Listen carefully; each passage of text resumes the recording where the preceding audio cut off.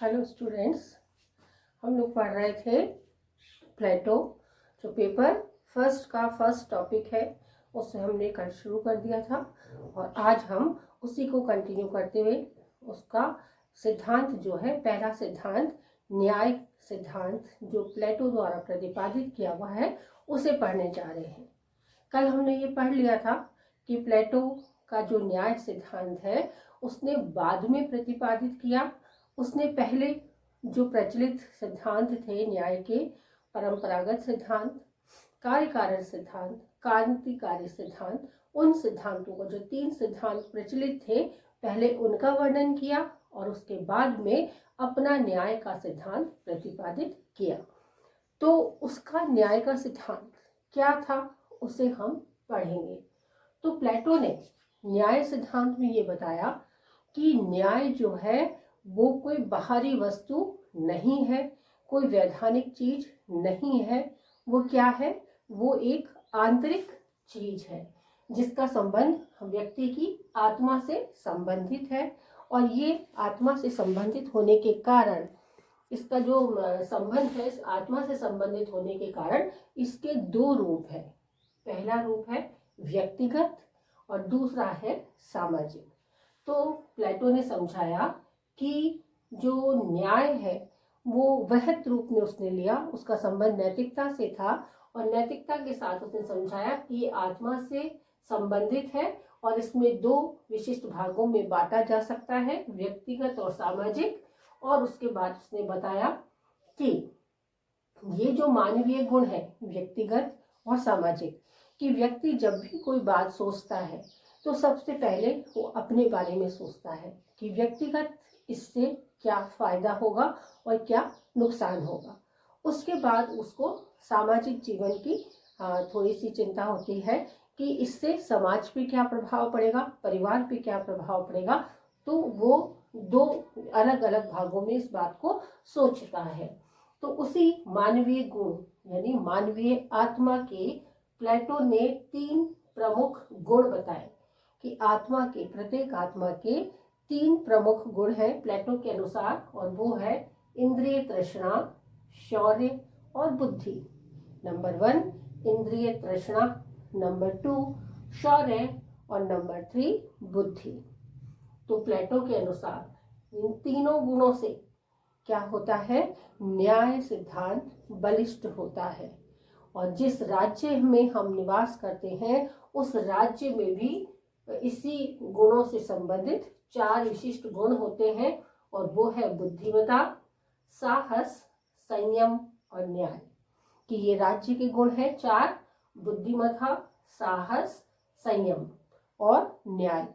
तो प्लेटो ने इन मानवीय तृष्णा, मानवीय आत्मा के 3 गुणों को और राज्य के 3 गुणों का जो वर्णन किया है, उसी से उसने ये बताया कि इनके प्रतिनिधि के रूप में, यानी इन 3 गुण के और इस राज्य के 4 गुणों के प्रतिनिधि के रूप में हमेशा से ही राज्य में उस 3 वर्ग विद्यमान है। पहला शासक वर्ग जो बुद्धिमता का प्रतीक है, कि बुद्धि से जो लेस व्यक्ति होते हैं वो शासक वर्ग के व्यक्ति हैं।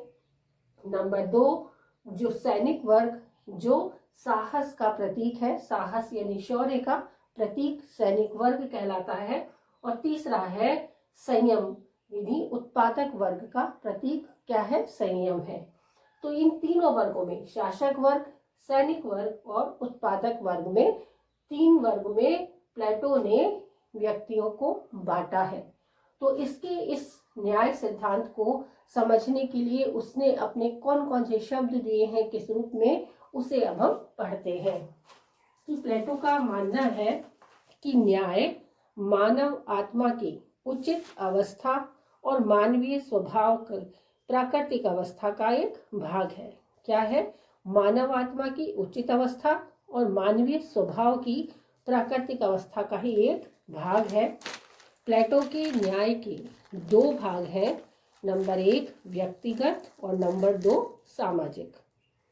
प्लेटो के न्याय अवधारणा में, मानवीय अवधारणा में आत्मा के तीन विशिष्ट गुण विद्यमान होते हैं और ये हैं इंद्रिय तृष्णा, शौर्य और बुद्धि। ये तीनों गुण जब उचित अनुपात में रहते हैं तब ही व्यक्ति न्याय का पालन कर सकता है। प्लेटो ने राज्य के संबंध में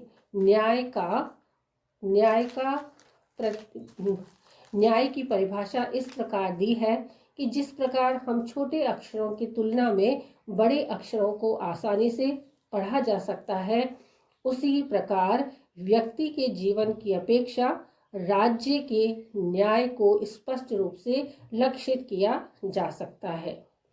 प्लेटो ने अपनी एक कोटेशन के माध्यम से यह समझाया है कि राज्य मानव मस्तिष्क का ही व्यापक रूप है। राज्य बलूत के वृक्ष अथवा चट्टानों से नहीं निकलते, वरन वह लोगों के मस्तिष्क और चरित्र का ही परिणाम होते हैं जो उनमें निवास करते हैं। तो प्लेटो का जो मानना था वो यही था कि ये तीनों गुण, इंद्रिय तृष्णा, शौर्य और बुद्धि, जब तीनों ही उचित अनुपात में रहते हैं तो समाज में क्या होता है, न्याय फैलता है। और यदि इनका जो अनुपात है, इनका रेशो यदि कहीं ना कहीं डगमगा जाता है, यानी कि प्लेटो के अनुसार न्याय में भी कहीं ना कहीं डगमगाहट देखी जा सकती है।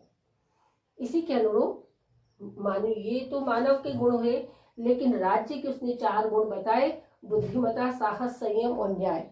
तो इसमें उसने कहा कि राज्य क्या है, तो प्लेटो के अनुसार राज्य व्यक्ति के मस्तिष्क का ही एक वृहत रूप है, एक बड़ा रूप है कि जिस प्रकार हम छोटे शब्दों को आसानी से हम पढ़ सकते हैं, नहीं पढ़ सकते, और बड़े शब्दों को हम आसानी से पढ़ लेते हैं। तो इसलिए छोटे शब्दों को पढ़ना मुश्किल होता है, क्योंकि एक एक व्यक्ति को समझना थोड़ा मुश्किल होता है। और वहीं बड़े शब्दों को देखते ही जब हमें, तो बड़े शब्द आसानी से दूर से ही हमको नजर आ जाते हैं। इसलिए अर्थात प्लेटो का ये मानना था कि जो व्यक्ति का जो चरित्र है वो हमें किस में नजर आ सकता है, राज्य में लक्षित हो सकता है। किस रूप में, यदि हम देखते हैं कि बड़े अक्षरों को आसानी से पढ़ा जा सकता है, छोटे अक्षरों को पढ़ना मुश्किल होता है, इसलिए व्यक्ति विशेष को हमको समझने में मुश्किल होगी।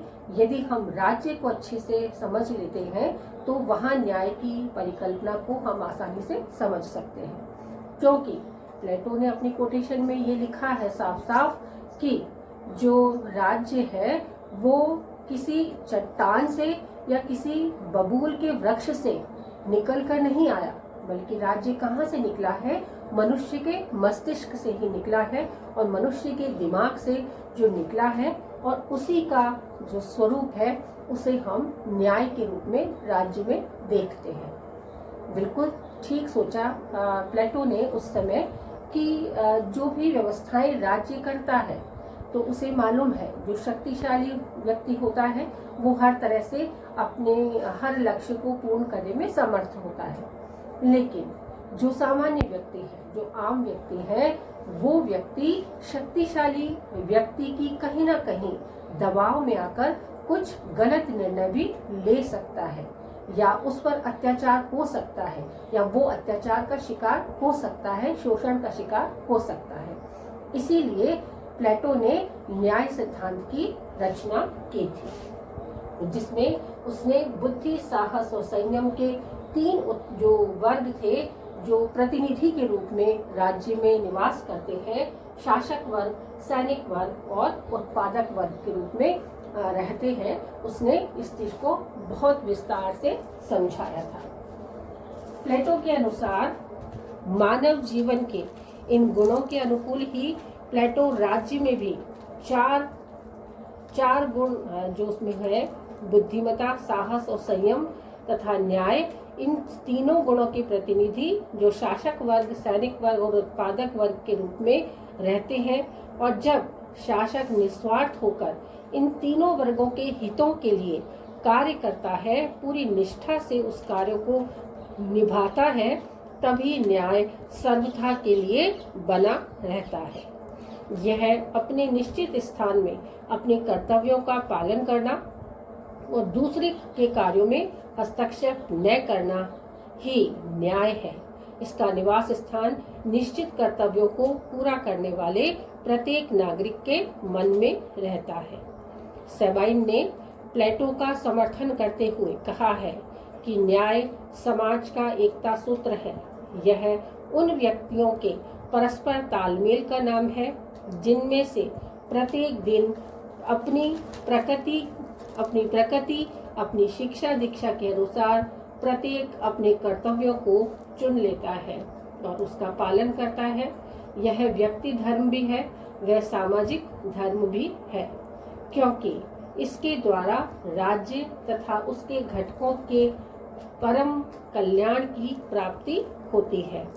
तो प्लेटो के अनुसार तीनों वर्गों में जब संतुलन बना रहता है, जब तीनों वर्ग पूरी निष्ठा से अपने अपने कार्यों को करते हैं, पूर्ण करते हैं, तो क्या होता है? न्याय होता है। और इसी का जो प्रतिफल है वो शासक के लिए होता है कि शासक वर्ग भी जब इन तीनों वर्गों के लिए समान रूप से कार्य करता है तो वो शासक कैसा है? एक न्यायप्रिय शासक है जो अपने कर्तव्यों को पूरी निष्ठा से निभाता चला आ रहा है। तो ये थी प्लेटो के न्याय सिद्धांत की मुख्य परिकल्पना और उसी के अनुसार अब हम पढ़ेंगे प्लेटो के न्याय सिद्धांत की विशेषताएं। कि प्लेटो ने जो न्याय सिद्धांत का कॉन्सेप्ट रखा, जो आधार रखा, उस आधार के अनुरूप न्याय सिद्धांत की विशेषताएं क्या क्या है। तो इनमें से पहली विशेषता है नैतिक सिद्धांत। इसको हम पढ़ चुके हैं स्टार्टिंग में ही कि प्लेटो ने क्या बताया कि प्लेटो ने ये हमें समझाया कि न्याय कोई बाहरी वस्तु नहीं है। इसका निवास स्थान कहाँ है? मनुष्य के आत्मा में इसका निवास स्थान है, और जहाँ से नैतिकता जन्म लेती है, और वही नैतिकता से नैतिक सिद्धांत प्लेटो के न्याय सिद्धांत की मुख्य विशेषता रही है। प्लेटो का न्याय सिद्धांत वैधानिक नहीं अपितु नैतिक व सर्वव्यापी है, जिसमें मानव के केवल वैधानिक कर्तव्यों पर ही नहीं वरन समस्त सामाजिक कर्तव्यों पर भी जोर दिया जाता है।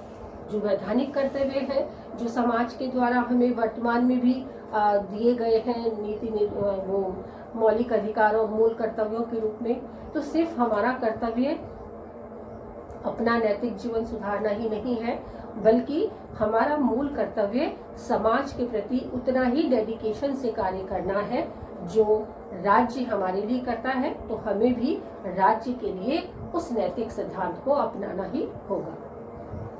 अगली विशेषता की बात करते हैं तो प्लेटो का जो न्याय सिद्धांत है उसकी दूसरी विशेषता है न्याय जीवन का आंतरिक तत्व। जैसे वर्तमान में हम देखते हैं कि न्याय क्या है। जैसे ही हम न्याय की बात करते हैं, हमें कोर्ट कचहरी, वकील और अपराधी और उसका जो प्रतिपक्ष वर्ग वो होता है, विरोधी वर्ग जो होता है, ये सब कुछ चीजें नजर आती हैं। एक कोर्ट होगा, जज होगा उसमें, तो ये सारी बातें क्या है? ऊपरी चीज है। लेकिन प्लेटो ने ऐसा नहीं माना। उसने क्या कहा कि न्याय कोई बाहरी वस्तु नहीं है, कोई वैधानिक चीज नहीं है, वरन क्या है? न्याय जीवन का आंतरिक तत्व है। ये हमारे जीवन में, प्रत्येक व्यक्ति के जीवन के अंदर ही निवास करता है। प्लेटो का न्याय सिद्धांत कृत्रिम या बाहरी वस्तु न होकर अंतःकरण की एक पवित्र भावना है, जिसका आधार आत्मा, त्याग और संयम होगा।